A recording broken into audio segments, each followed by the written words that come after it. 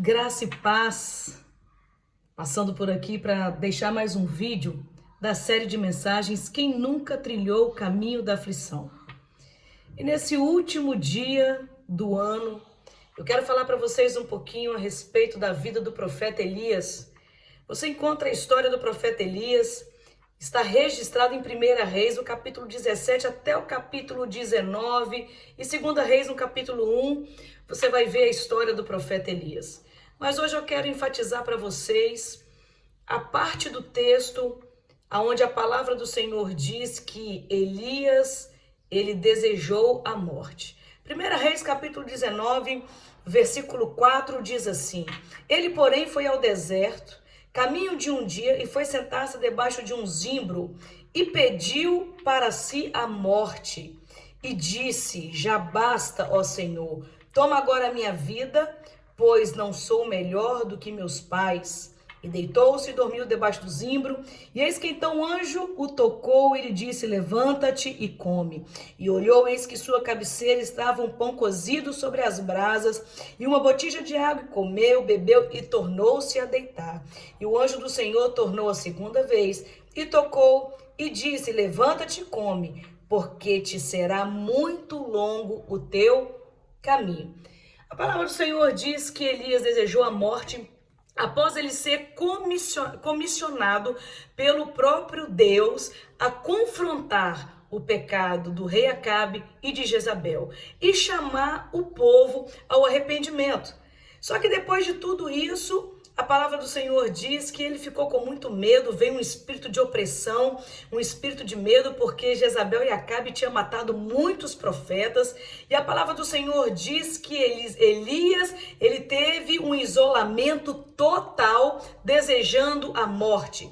Isso significa que na vida de Elias já não tinha mais nenhuma perspectiva de um futuro melhor. A verdade é que Israel estava um caos, havia idolatria, seca, fome, miséria. E mesmo depois da vitória do Carmel, depois do povo ter visto fogo cair do céu, a palavra do Senhor diz que não houve mudança na vida do povo.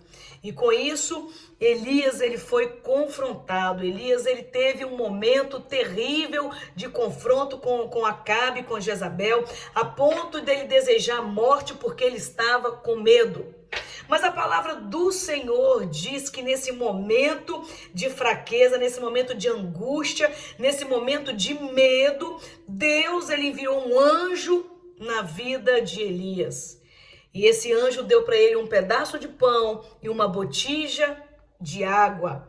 E é tão interessante que a Bíblia diz que ele comeu e ele se deitou novamente. Ele não se levantou no primeiro instante e veio pela segunda vez o anjo do Senhor, novamente deu pão, novamente deu água para Elias. E novamente o anjo do Senhor o encontrou dormindo. Mas dessa vez, o que me chama a atenção são as palavras de ânimo que o próprio Deus libera sobre a vida de Elias. No versículo 7 do capítulo 19 de 1 Reis diz assim: E o anjo do Senhor tornou a segunda vez e o tocou e disse: Levanta-te e come, porque será muito longo o seu caminho. Sabe o que o anjo do Senhor estava dizendo para Elias? Levanta, Elias, porque esse não é o seu fim.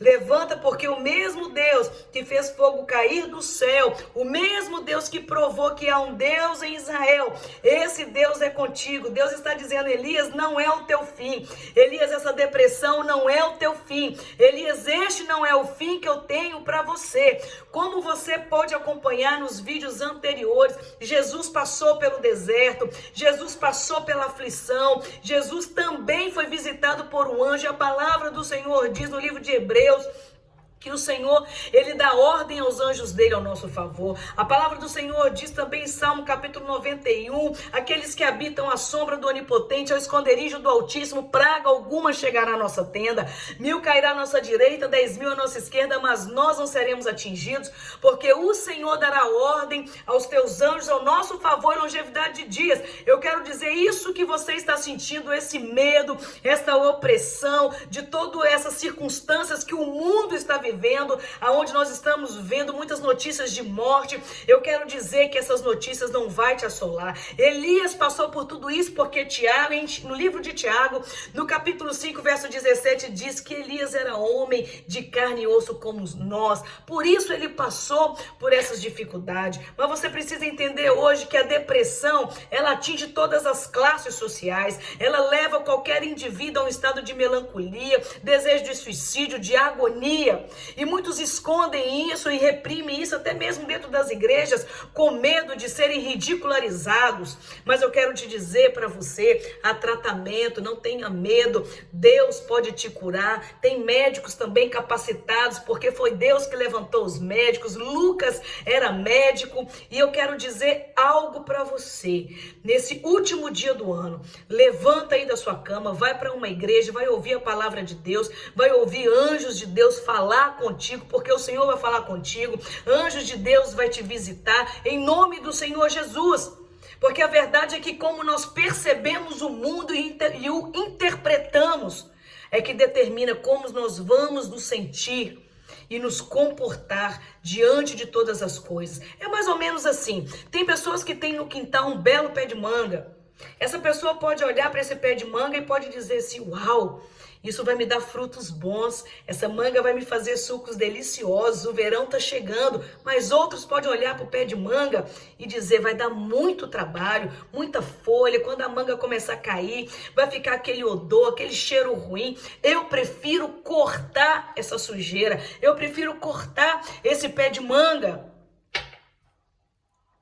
Eu quero dizer a forma que você está interiorizando as coisas é quem vai determinar o seu futuro. A depressão, ela é o excesso do passado.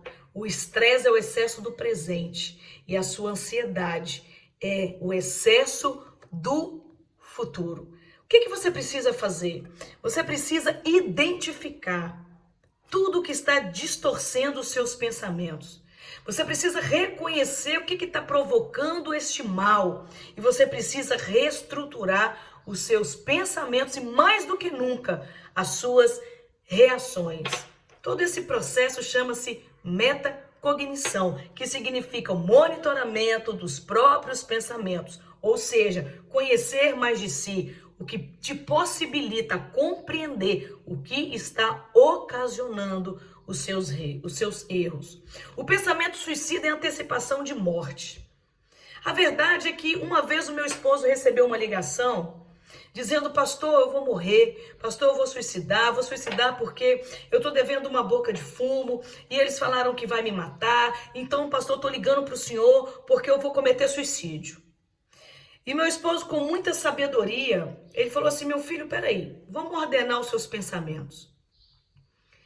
Se você se matar agora, você vai para o inferno.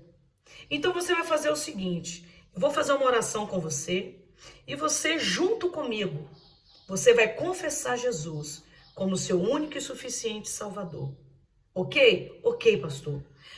Ele orou com essa pessoa e declarou a salvação, que Jesus era o Salvador dele. Ele declarou que Jesus era o seu Senhor, que Jesus era o seu Salvador. Logo após isso, meu marido falou com a pessoa assim, agora você vai esperar a morte.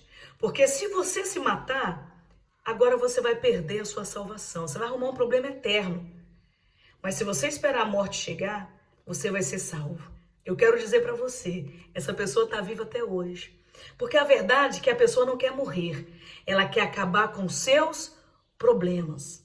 Então traga à sua mente aquilo que te dá esperança, como diz a palavra do Senhor, o profeta Jeremias dizendo, eu quero trazer à memória aquilo que me dá esperança. Sabe por quê? Porque a ansiedade, ela enfatiza o seu problema e subestima a solução. A ansiedade subestima o poder de Deus. A ansiedade subestima aquilo que há dentro de você. O que há dentro de você? A palavra do Senhor diz, o mesmo poder que ressuscitou Jesus dentre os mortos mora dentro de nós e edificará os nossos corpos. Jesus, lá em Gênesis, diz que ele soprou um fôlego de vida. Isso significa que ele tirou de dentro dele para colocar dentro de você. E você precisa das suas emoções. É necessário tanto as negativas e quanto as positivas. O que nós não precisamos é do excesso de nenhuma delas, porque todo excesso tem algo errado. Por isso que a nossa linha de equilíbrio, ela precisa do negativo e do positivo. O que torna ela equilibrada é um pouquinho do negativo e um pouquinho do positivo. Eu quero dizer para você, Deus, ele pode pegar todo o resto que há em você para transformar num grande milagre.